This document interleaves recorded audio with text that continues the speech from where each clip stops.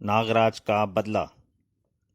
दोस्तों, आपने इसके पिछले भागों में पढ़ा कि किस तरह से नागराज और रोमो की लाश को निकाल लिया जाता है और रोमो की लाश निकलती है, परंतु नागराज बच निकलता है और कंपाली एरिया में पहुंच जाता है जहाँ किल्लौल का शासन है। आतंक फैला होता है। नागराज उसके खिलाफ उठ खड़ा होता है तो किल्लौल के जासूस के पीछे पड़ जाते हैं और नागराज को बेवकूफ़ बनाकर एक घर में ठहराया जाता है जहाँ एक स्वांगनी नाम की विषकन्या नागराज को डस लेती है और मर जाती है। पर नागराज वहाँ से बच निकलता है तो किल्लौल भी बुलडॉग को नागराज की फ़ोटो दिखाता है, जिससे बुलडॉग को भी पता लग जाता है कि ये नागराज ही है और वो एक साजिश रचते हैं। अब उसके आगे दोस्तों, अगर आपको इस कहानी का पूरा आनंद लेना है तो आपको इससे पहले इसके पिछले भागों को जरूर पढ़ना पड़ेगा और नागराज की कब्र को भी जरूर पढ़िएगा, जो कि मैं इससे कर चुका हूँ, डाल चुका हूँ अपने चैनल पर। अब आगे, किल्लौल वापस राजमहल पहुंच गया और मेरी आपसे एक गुजारिश है, अगर आप मेरी इन कॉमिकों को जल्दी से जल्दी प्राप्त करना चाहते हैं, सबसे पहले प्राप्त करना चाहते हैं, तो कृपया नोटिफिकेशन को जरूर ऑन कीजिए ताकि जो भी मैं आप कॉमिक डालूं तो आपको जल्दी से जल्दी मिल सके सबसे पहले। तो अब कॉमिक जारी है। बुलडॉग ने किल्लौल को पूरी योजना समझा दी।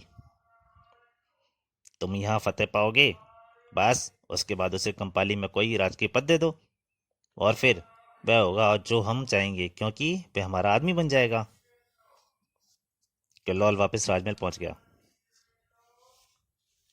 वह महल में बहुत भीड़ लगी हुई थी। यह नगरवासियों की भीड़ कैसी? सब लोग महाराज से फरियाद करने आए हैं और उनका नेतृत्व नागराज कर रहा है। तुरंत ही किल्लौल दरबार में पहुंचा। आइए महामंत्री जी, पधारिए और सुनिए, यह नगरवासी क्या क्या शिकायत लेकर आए हैं। हमें इन बातों की कानो कान खबर नहीं हुई। मुझे सफाई का अवसर दिया जाए महाराज। मैं मानता हूं कि बस्ती के लोगों का आरोप सही है, परंतु इसके पीछे आप ही के एक विदेशी मेहमान का हाथ है। अब मुझे मालूम हो गया है कि बुलडॉग ने किस तरह उन्हें शिकंजे में कसा। यह सब उसके गुंडों का कमाल है जो हमें बदनाम करते रहे हैं। अगर यह सत्य है तो बुलडॉग को कंपाली की सरहद से बेदखल कर दो। यह काम इतना आसान नहीं है। उसकी जड़ें बहुत मजबूत हैं। उसे बेदखल करने के लिए एक बड़ी जंग लड़नी पड़ेगी। हम अपने सैनिकों पर भी विश्वास नहीं कर सकते, क्योंकि उनमें से बुलडॉग के साथ हाथों बिक चुके हैं। बुलडॉग से निपटने के लिए मैं अकेला ही काफी हूँ। मैं इस शैतान को खत्म करने ही आया हूँ। तुम बहादुर अवश्य हो नागराज, लेकिन मैं तुम्हें पुराने किले में अकेले नहीं भेजूंगा। हमारे चुने हुए सिपाही दर्रे के चारों तरफ से घेरे रहेंगे। योजना का अंतिम रूप हम शाम की बैठक में बताएंगे। शाम के समय नागराज वहां पहुंचा। महामंत्री किल्लौल, मैं आपकी योजना जानने आया हूँ। और वह योजना तुम मेरी आंखों में झांक कर बताओगे। नागराज ने किल्लौल को सम्मोहन जाल में फंसाकर वास्तविक चाल समझ ली। तो यह है असली योजना। नकली बुलडॉग को मेरे हाथों मरवाया जाएगा और असली बुलडॉग उस समय तुम्हारे साथ जश्न मना रहा होगा। जश्न की जगह कहाँ निश्चित की गई है? जल महल में। ऐसा भूलकर फिर नागराज ने उसे सम्मोहन से निकाल दिया। यह सब भूलकर तुम अपनी वास्तविक स्थिति में लौट आओ किल्लौल। तो मैं क्या कह रहा था? हाँ, कुछ याद नहीं आ रहा। पुराने किले पर धावा बोलूंगा और बुलडॉग को खात्मा कर दूंगा। नागराज ने किल्लौल की योजना पर अमल किया। उसने पुराने किले पर धावा बोल दिया और पुराने किले पर नाटकीय जंग हुई जिसमें नागराज ने बुलडॉग को मार दिया। नकली बुलडॉग का खात्मा कर नागराज तीव्रता के साथ राजमहल पहुंचा। महाराज, आपको इसी वक्त मेरे साथ जलमहल चलना है। क्यों, क्या बात है? आप खुद अपनी आंखों से अपने महामंत्री कारनामा देख लें, तभी आपको यकीन आएगा। ठीक है, हम तैयारी करते हैं। इसकी जरूरत नहीं महाराज, हम वहां फनकारों के रूप में पहुंचेंगे। नागराज और महाराजा कौटिल ने फनकारों का भेज धरा और जलमहल की ओर रवाना हो गए। जलमहल में पहरेदारों ने उन्हें रोक लिया। हम दूर प्रदेश से आए जादूगर हैं। हमें मालूम है महामंत्री किल्लौल एक खास मेहमान के साथ अंदर विराजमान है। हम उनके सामने अपना फन दिखाना चाहते हैं। कुछ ही देर में तुम दोनों को बुलाया गया है, चलो। नागराज महाराजा के साथ जश्न हॉल में पहुंचा। ए जादूगर फनकार, बोलो, तुम अपना कौन सा कमाल दिखाने आए हो?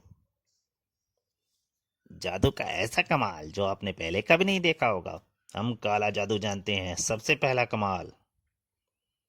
आपके मेहमान के चेहरे पर नकली चेहरा है, पहले उसे उतारें, क्योंकि हम बता सकते हैं उसका नाम है बुलडॉग। मैंने नकली चेहरा उतार दिया है दोस्त, अब बोलो। दूसरा कमाल, मैं अपने दोस्त को अभी राजा कौटिल बनाऊंगा। राजा ने अपना वेश उतार दिया। हैं, कमाल है, यह तो बिल्कुल राजा कौटिल लग रहा है। और अब मैं अपने आप को नागराज की शक्ल में पेश करता हूँ। नागराज, महाराजा कौटिल, क्या जादू है, वाह। महाराजा कौटिल गुस्से में चिल्ला उठे। गधे के बच्चों, यह जादू नहीं हकीकत है। सिपाहियों, गिरफ्तार कर लो इन दोनों को। यहाँ तुम्हारी नहीं, मेरी आज्ञा चलती है महाराज कौटिल। और तुम दोनों की मौत तुम्हें यहाँ खींच लाई है। इसी साथ किल्लौल चिल्ला उठा। पकड़ लो और कत्ल कर दो इन दोनों को। सारे सैनिक नागराज की तरफ दौड़ पड़े, नागराज और महाराज कौटिल पर हमला करने के लिए, पर उन्हें नागराज के सांपों ने रोक लिया।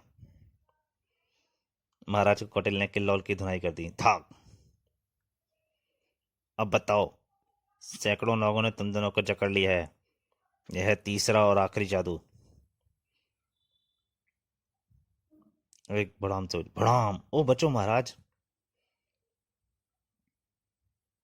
इसके जिस्म में बम फिट था और इसने बम की सेफ्टी पिन दबाकर आत्महत्या कर ली।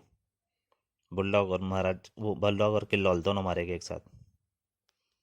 महाराज ने नागराज को सम्मान दिया। बहादुर नौजवान नागराज, आज से रियासत तुम्हें सबसे बड़ा सम्मानित पद देती है। नगरवासी नागराज की जय जयकार के नारे लगा रहे थे। नागराज की जय, नागराज की जय। तो दोस्तों, यहाँ तक की कहानी समाप्त होती है। इसकी अगली कॉमिक नागराज की हांगकांग यात्रा मैं जल्दी ही हाजिर रहूँगा। तब तक के लिए नमस्कार।